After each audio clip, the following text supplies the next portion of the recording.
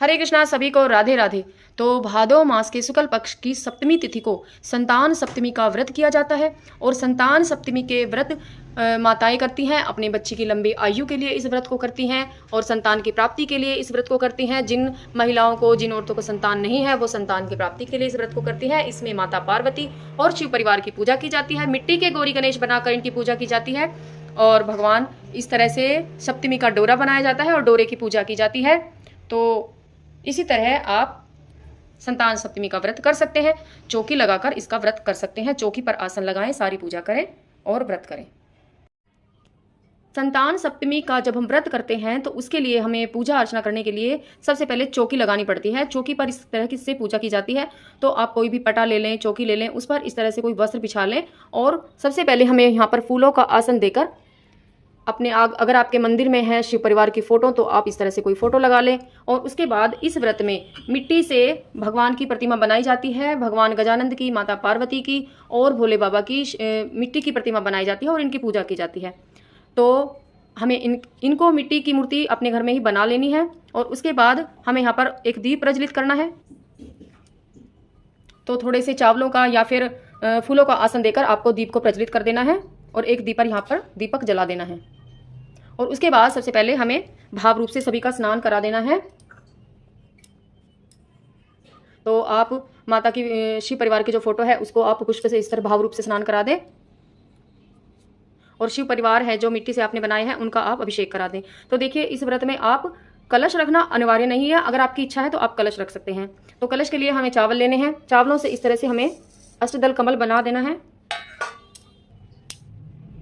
इस तरह से हमें अष्टदल कमल बना देना है। अगर आपको कमल इस तरह से बनाना नहीं आता है तो आप चावलों की एक ढेरी भी बना सकते हैं। उसके ऊपर आपको कलश रखना है। कलश आप मिट्टी का लें या पीतल का ले लें, जो हो सके तो स्टील का कलश ना लें। उसके बाद आपको इसमें डालने के लिए सिक्का, सुपारी, हल्दी की गांठ, 1 रुपया सिक्का, तो इस तरह से आप डाल देंगे। और उसके बाद आपको पंचपल्लव लगाने हैं। आम के पंचपल्लव आप इसमें लगाएं और सभी पर आप तिलक लगा लें। तो तिलक हमने लगा लिया है, आप इसमें पंचपल्लव लगा लें। उसके ऊपर आपको एक पूर्ण पात्र रखना होता है, तो आप चावल रखकर पूर्ण पात्र लगा लें। और पूर्ण पात्र रखने के बाद या तो आप इसमें दीपक लगा लें, नहीं तो आप कोई फूल भी रख सकते हैं। भगवान भोले बाबा की पूजा है तो आप कोई भी कलर का, सफेद कलर का भी फूल इस पर रख सकते हैं। उसके बाद आपको सभी को स्नान करा देना है। तो हमने इनका यहाँ पर स्नान हमने करा दिया है।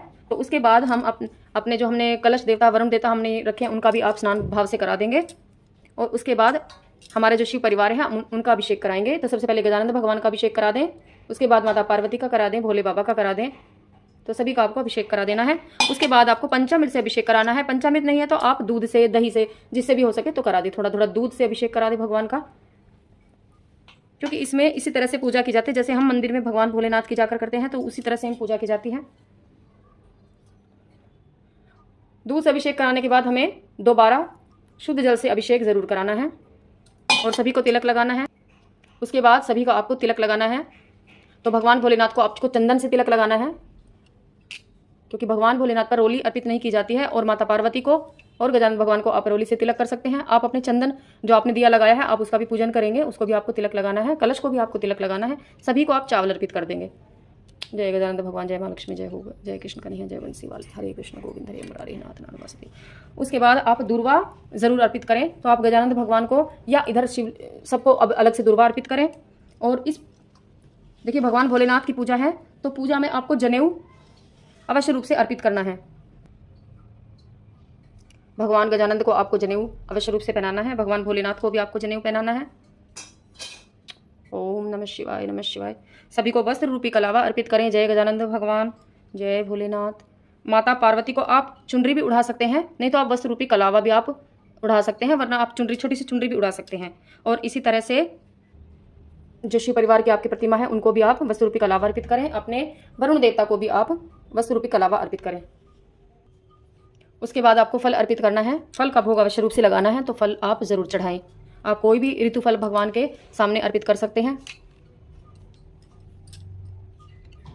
और देखिए, भगवान को आप इत्र लगा सकते हैं, तो आप इत्र लगाएं भगवान को।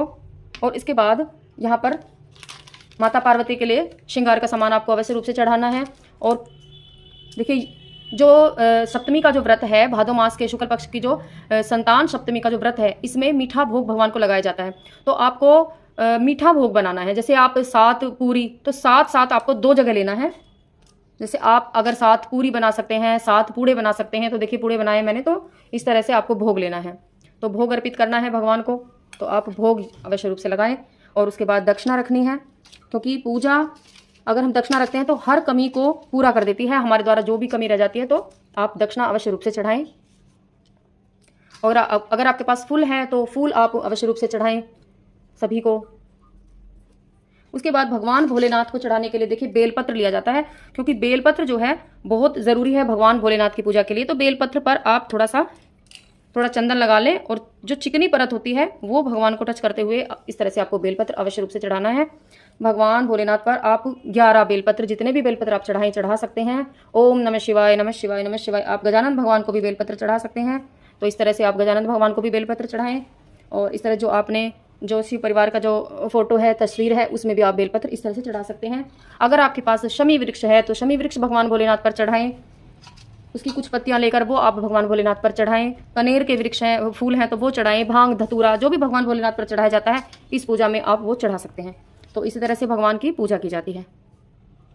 देखिए भगवान भोलेनाथ पर गुड़ का भोग लगता है। गुड़ बहुत ही ज़्यादा प्रिय होता है भगवान को, तो गुड़ का भोग आप लगा सकते हैं।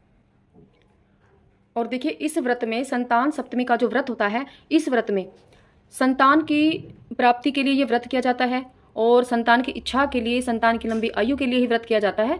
तो संतान के निमित्त ही एक कड़ा जो होता है, इस तरह से एक कड़ा बनाया जाता है सोने का, चांदी का, जिसमें बीच बीच में 7 गांठें होती हैं। तो मतलब इस तरह का एक कड़ा बनाया जाता है। या तो आप इस तरह का अगर कड़ा है तो वो कड़ा आप पूजा में रख लें, नहीं तो नाल का आप धागा लें और इस तरह से, देखिए आपको दिखाई दे रही होगी, इसमें मैंने गांठें लगाई हैं, तो इस तरह से इसमें गांठें लगाकर और इस तरह से कड़ा रूप में हम इसको बना लेते हैं, और हमें पूजा में इसको पूजना होता है। अगर आपके पास सोने या चांदी का जो कड़ा होता है वो कड़ा है तो आप उसको पूजा में रख लें और उसी का पूजन कर लें। तो हमने इस तरह से ये कड़ा बना लिया है, और हमें इसको भी यहाँ पर रखकर और इसका पूजन करना है। तो इस पर भी हमें तिलक लगाना है, चावल अर्पित करने हैं, तो इसका भी हमें पूजन करना है। अगर आपके पास सोने या चांदी का जो कड़ा होता है वो कड़ा है तो आप उसका पूजन कर लें।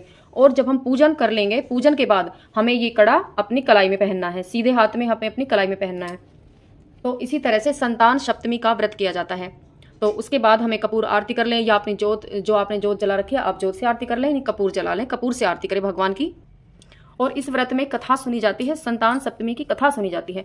तो कथा के लिए देखिए आपको यहाँ पे एक जल का लोटा भर के रखना है, क्योंकि पूजा जब भी हम करते हैं तो भोग, जब कुछ भी भोग लगाते हैं तो जल का भोग हमें अवश्य लगाना होता है। तो हमें एक लोटा जल अवश्य रूप से ले लेना है।